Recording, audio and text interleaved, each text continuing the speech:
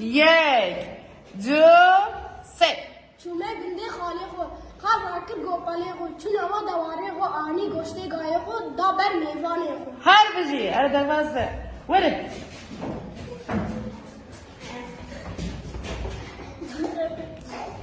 çûme mala xalê xwe xalê ve rakir gopalê xwe çû nava dewarê xwe goştê gayê anî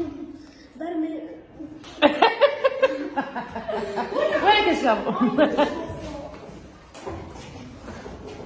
çûme gundê xalê xwe xal rakir gopalê xwe çû nava dewarê xwe anî goştê gayê xwe da ber mêvanê xwe. هر بجی درواز به ورد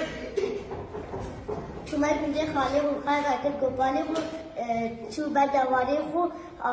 anî goştê gayê xwe da ber mêvanê xwe. هر بجی آفرین آفرین آفرین بسه افاس بسه